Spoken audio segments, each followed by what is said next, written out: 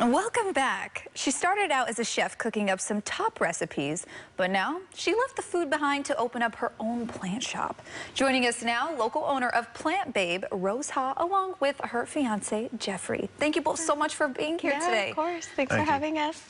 Well, first and foremost, you used to be a chef. Yeah. So tell me a little bit about what that experience was like. Yeah, honestly, it was so much fun. When I entered college, I felt for so long that it really wasn't just the right track for me. Everything I was doing didn't feel like it was making sense. And finally, I was like, all I do is go home and cook food. Like, why not try culinary school? And I realized when I joined culinary school, like, I loved it so much. I'm definitely more of a hands-on learner, and I love just learning and doing stuff new. So yeah, once that took off, it was like, I just wanted to move to San Francisco, work in a bunch of different restaurants, and it's been an amazing journey. Yeah. So you were able to, were you a private chef or did you work for different restaurants? How did it work? Yeah, I did both. I mean, for me, I feel like it's the best, when I wanted to get experience, I wanted to do everything. I didn't limit myself to just, savory cooking. I did baking, I did pastry. I worked in every single type of restaurant I could.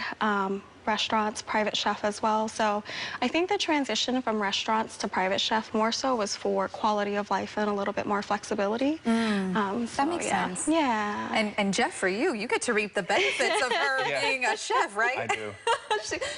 What's one of your favorite dishes that she cooks up? Honestly, there's just too many of them. You're like too many to count. Even when she asks me, I'm just like, I kind of deer in the headlights, get stuck, and then I think about the last meal I had that was delicious. That's a compliment, though. That means you're amazing at what you do. Now, Thank you. you transitioned into being a private chef, like you said, because a little bit more flexibility with your schedule. But something was gnawing on the inside of you, saying you need to be doing something else, which is when you turned to your passion for plants. Absolutely. So, I mean, when it came to career choices, I always feel like you should always go for something that you're passionate about. Work doesn't always feel that way when you love what you do.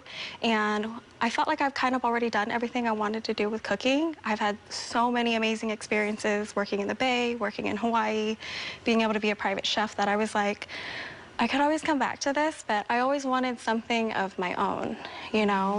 When you're working at restaurants or even as a private chef, you're constantly doing what you can to fulfill other people's needs. And I wanted to take all of that experience and just create something that was just totally me. And I wanted it to be just like this really beautiful, chill, calm, relaxing environment that would also go with later on what my goals were, which were, to start a family and have a little bit more free time. So. Oh my gosh! And now here you are with Plant Baybe. You started this business during a really difficult time during the pandemic. What was that experience like?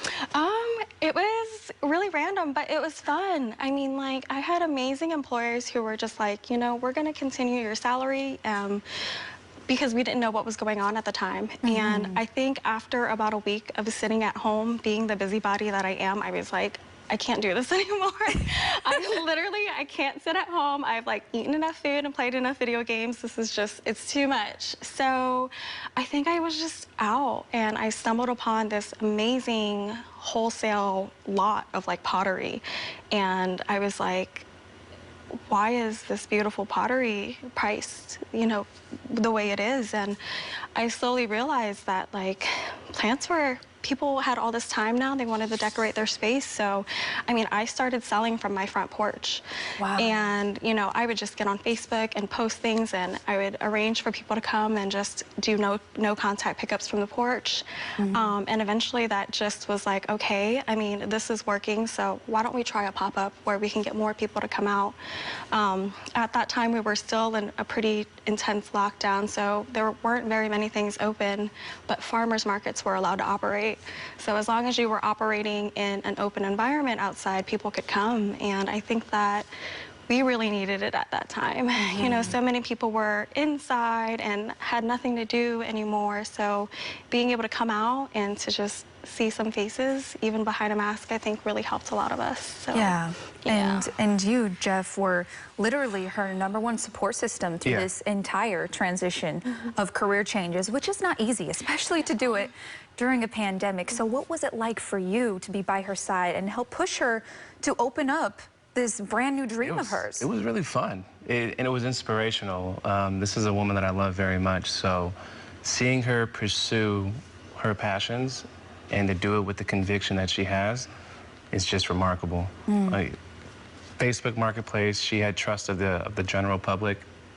It went smooth. We did a pop-up. Our first one was at Little House Cafe in Alameda. And just from there, I told her, I'm like, I got your back. I want to be there with you every step of the way, babe. And for you, what piece of advice would you offer people who are going through something similar when it comes to supporting their partner going through a really big life transition? What piece of advice would you offer? Patience, because it's a lot of pressure. And a lot of people would probably prefer to work for themselves and start a business, but it takes a lot of courage to do it. And she's full of it, so. That's amazing. You two, I love the energy that you two have. Now, you are officially Plant Babe. Yeah. You brought a couple plants with you today. Can you maybe give us a highlight of what we got going? Yeah, I mean, I brought a little bit about everything. I think the big thing to keep in mind is at our shop, we love sourcing rare plants for people. There's a huge rare plant market now, and it's really blown up in the last couple years. So I think that you have collectors and hobbyists of all different levels, beginner, intermediate, etc. But everybody has their unique plant that they're looking for. So at our shop, our goal is to help you find every single one of those. Wow. I want to make, especially the rare plants, a lot more accessible to people. Sometimes the price range can be really up there, and for somebody who's just joining the hobby or wants to experiment in these plants, it can feel like a really big investment at first. So we do a lot of propagating and splitting and trying to do as much as we can to make them accessible to everybody. But I've got some of my favorites here.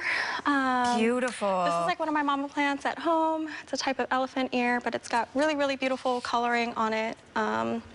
Over here on this side, we've got, it's called a Monstera albo, but that is like this picturesque, I think, plant that everybody has kind of just been sought after for the last few years. And it's becoming a little bit more accessible to people.